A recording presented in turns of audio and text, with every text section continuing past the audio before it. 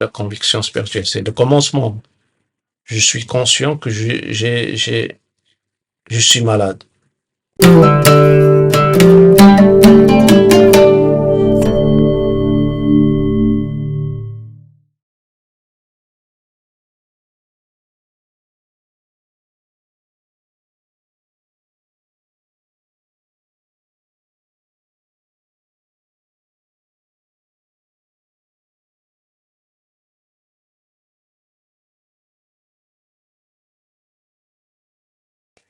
Merci.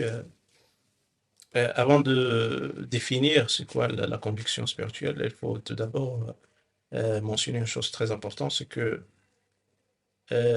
lors d'un début d'un cheminement, il faut qu'il y ait une sorte de crise spirituelle de l'individu. Cette crise spirituelle, ça dépend de l'ampleur de cette crise, ça dépend de chaque individu, son contexte, son parcours, etc., son background, tout ça. Mais c'est important pour une prise de conscience.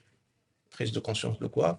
De plusieurs questions qui se posent sur le sens de l'existence, de la vie, de la relation entre les êtres, entre les âmes, etc.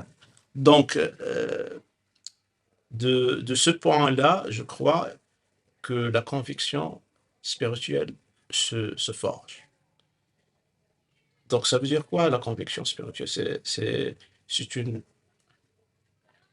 dimension de cette conscience spirituelle euh, qui se définit comme une sorte de manque, d'un confort spirituel. Ou bien on peut dire que euh, ma conviction spirituelle me conduit à me sentir mal à l'aise, me manque quelque chose. Cette chose, c'est pas le confort matériel, mais c'est justement ce questionnement sur le sens de ma vie qui n'est pas donné, qui doit être trouvé quelque part. Donc, ma conviction spirituelle commence à me faire sentir que je suis malade, dans le sens spirituel du terme. Ça veut dire quoi, malade? Ça veut dire que mon cœur est plein de choses qui perturbent ma concentration spirituelle, ou plutôt ma clarté, hum, la plénitude euh, et ma joie. Donc, quand je commence à être conscient que j'ai besoin de, d'avoir des réponses pour ce questionnement, donc ça me conduit à être tout à fait convaincu que j'ai besoin d'un maître spirituel. Et la chose la plus importante dans la conviction spirituelle, c'est que c'est quelque chose qui n'est pas juste une étape qu'on dépasse et on tourne la page. Ça reste toujours avec le disciple dans son cheminement. Il est toujours, dès qu'il se sent, qu'il n'a pas besoin de cette quête, il s'arrête. Et pas seulement il s'arrête, il peut rater son cheminement complètement. Parce que la spiritualité, c'est un ancrage dans le monde, pas seulement de questionnement, mais aussi dans l'ancrage dans une sorte de l'émerveillement de notre existence. Euh, donc, c'est très, très important à se demander tout le temps, est-ce que j'ai vraiment cette conscience ou cette conviction spirituelle? C'est vrai, après la rencontre d'un maître spirituel, et quand je dis un maître spirituel, c'est le maître spirituel authentique qui a cette autorisation qu'on appelle IDN. Après cette rencontre, et je dirais une rencontre primordiale dans le sens spirituel, parce que la vraie rencontre du maître spirituel, quand les deux âmes du disciple et du maître se rencontrent. Mais au début, c'est rare, c'est juste dans des cas très, très limité dans l'histoire du soufisme qu'un disciple vient et rencontre son maître et s'enflamme spirituellement. Donc, dans la première rencontre, cette rencontre primordiale, ça commence aussi un processus de, de reformulation de cette conviction spirituelle. Et qui se lie, évidemment, et se lie avec cette capacité du disciple qu'on appelle l'himma, ou, ou la volonté spirituelle. Cette volonté spirituelle du disciple, c'est la force qui le conduit à, à être vraiment dans la demande permanente. Et la demande permanente de cheminement et d'être satisfait. Et d'ailleurs, entre parenthèses, le disciple n'est jamais satisfait, parce que dès qu'il savoure ce secret, ce divin, et il demande encore. C'est comme quelqu'un qui a la soif, mais quand il boit, il commence à boire. Évidemment, ça dépend aussi entre parenthèses, la capacité spirituelle. Ça veut dire parce que les individus se diffèrent de cette. Ils peuvent boire un verre et se contentent de ça. Mais un grand homme, un grand âge, ça veut dire homme et femme, il ne peut pas se contenter même avec des océans de secrets. Donc, il s'avère que c'est très, très important la conviction spirituelle. Je dirais même qu'un bon cheminement commence par un bon tissage de conviction spirituelle.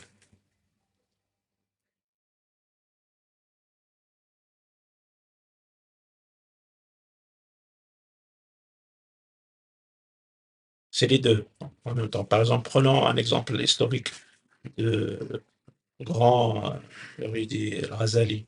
Razali, il a commencé par cette crise spirituelle et après, il s'est senti qu'il a besoin d'un maître spirituel pour le guider. Mais après la rencontre de son maître, cette conviction se forge et devient très forte. Pourquoi? Parce que ça peut commencer par une crise, par une conscience de ce besoin, mais après ça commence à se refroidir parce que l'intention se dévie et l'attachement ou bien de choses, de monde se renforce et beaucoup de choses qui perturbent cette conviction spirituelle. C'est cela que comme vous l'avez mentionné, que ça peut être tout le temps modifiable dans les deux sens. Ça peut augmenter, ça peut diminuer. C'est pour cela que le dhikr, l'invocation, c'est important pour garder cette vie, pour cette vivacité, si vous voulez.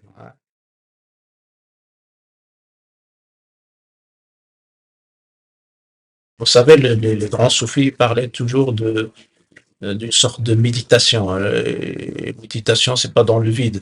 C'est une méditation euh, orientée, orientée vers des choses qui, évidemment, renforcent cette quête permanente. Euh, on se demande pourquoi je suis là, quelle est ma fonction.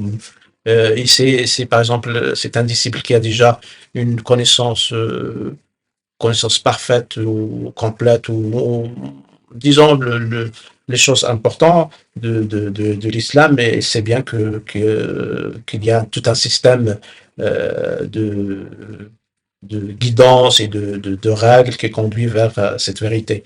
Mais ça reste toujours une question théorique. Ça reste, ça, il doit prendre le chemin pour vraiment connaître euh, l'importance de la chose. C'est comme quelqu'un qui cherche un trésor. Il peut être tout le temps. Euh, il a un courage de parfaire son chemin, comme il peut être détourné ou il se lasse. Il ne veut plus continuer. Et c'est pour cela que la conviction spirituelle donne toujours cette force de continuer. Parce que le cheminement spirituel il n'est pas comme certains le dessinaient comme quelque chose de merveille. C'est une souffrance aussi. Pourquoi c'est une souffrance? Ça commence par une souffrance. Parce qu'on se découvre. On- et pour se découvrir, il faut avoir cette courage pour pénétrer à l'intérieur de soi-même. Et pour se pénétrer à l'intérieur, il faut avoir quelqu'un qui vous pousse à ouvrir la porte et briser les choses qui sont construites par l'illusion, notre illusion. Et d'ailleurs, les grands sophies parlent que l'obstacle entre nous et le divin, c'est le monde de l'illusion. Mais pour dépasser ce monde d'illusion, il faut avoir un attachement avec une âme qui est forte. C'est l'âme de maître. C'est comme si on parlait de la fusée qui dépasse l'atmosphère terrestre. Il faut avoir une grande force pour se lancer dans l'espace. Et quand on se lance dans l'espace, là, on est devant tout un espace de découverte, d'émerveillement. Mais ça reste toujours au début, c'est pas, je dirais, c'est pas typique. Ça diffère complètement de. Chacun a son propre cheminement. Ça peut commencer par un émerveillement ou bien une souffrance ou juste une coïncidence qui interpelle le disciple. Mais ça tourne toujours sur ce point de conscience.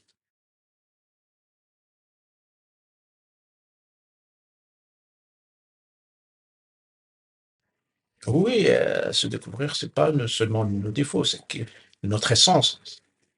Parce que toutes les connaissances humaines se portent surtout, je parle de connaissances biologiques, etc., essaient de comprendre l'architecture du corps humain. Mais pour découvrir l'architecture de l'âme humaine, c'est quelque chose qui est sublime, hein, c'est quelque chose qui n'est pas accessible à tout le monde, et c'est ça le domaine par excellence de sophisme, de spiritualité. Et c'est pas facile, c'est pas facile à découvrir parce que ça demande. Et vous savez maintenant les nouvelles de découvertes en sciences, tout ça, et prouve qu'il y a vraiment une dimension immatérielle dans la matière. Cette dimension immatérielle, c'est un monde à part et c'est des réalités, d'autres réalités. D'ailleurs, les sophies, quand ils parlent de l'haqiqa, la vérité, il y a deux types de vérité. La vérité qui est des stations spirituelles. Je donnerai un exemple. C'est quoi la vérité de l'amour? L'amour dans le sens sublime du terme, l'amour. Donc la vérité de l'amour, c'est pas théorique. C'est quand on est vraiment dans cette station spirituelle. Là, donc, c'est euh, deux catégories, comme je disais. La catégorie des réalités, de croyances et de stations spirituelles. Et l'autre vérité, c'est les vérités cachées du monde invisible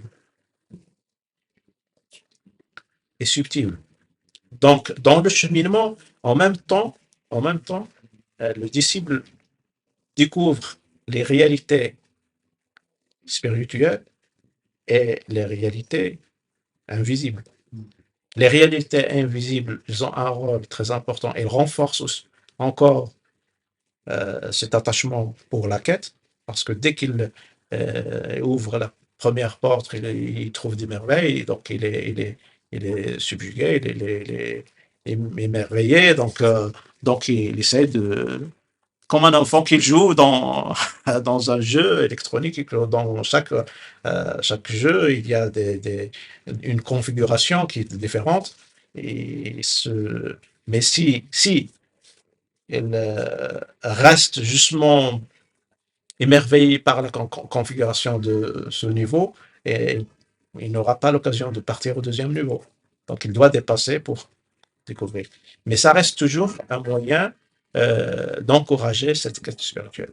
Et là, j'aimerais bien évoquer une chose très, très importante. Dans la spiritualité, on n'est pas dans la quête de fantastique,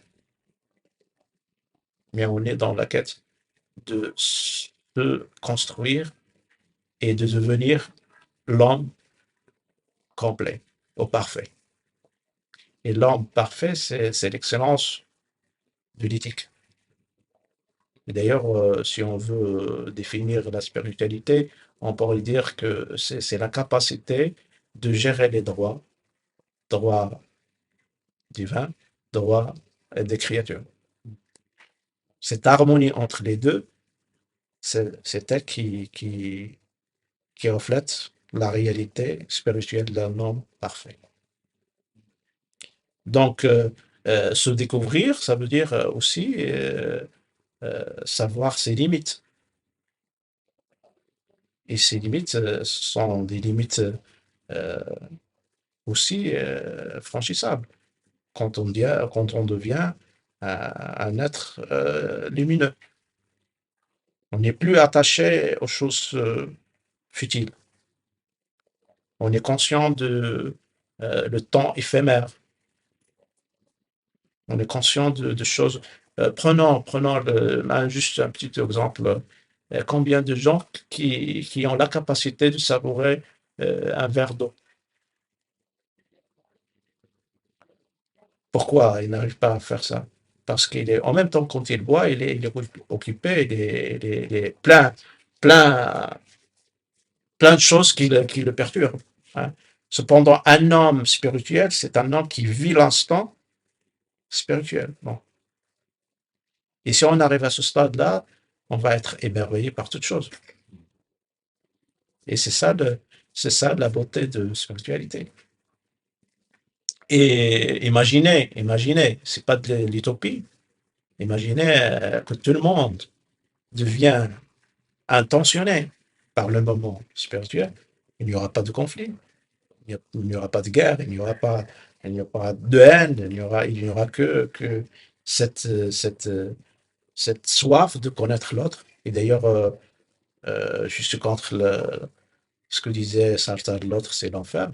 Non, c'est pour le soufisme, l'autre c'est- c'est beaucoup, beaucoup de trésors. D'ailleurs, la vérité divine, elle est cachée est camouflée dans l'autre. L'autre, par définition globale, l'autre. Pas de, sans critères de religion, de race, etc. Ouais, l'autre, c'est pas seulement cette entité biologique, mais l'autre, c'est le reflet du divin. Mais au niveau théorique, ça reste facile. Et au niveau de cheminement, c'est pourquoi c'est très important la conviction. Je retourne vers la définition de la conviction spirituelle. La conviction spirituelle me confirme que je n'ai pas cette capacité de comprendre l'autre dans cette dimension divine. Je suis malade. Je suis hanté par des mots spirituels. L'envie, la haine, la jalousie, l'ego, la possession excessive, etc. Et quand je commence mon cheminement spirituel, c'est clair, le disciple commence à constater le changement. C'est comme quelqu'un je dirais, bon, quelqu'un qui maîtrisait les arts martiaux, il n'a plus cette envie de frapper, mais juste d'éviter. D'utiliser la force de l'autre n'est pas contre lui, mais de l'aider à dépasser la violence.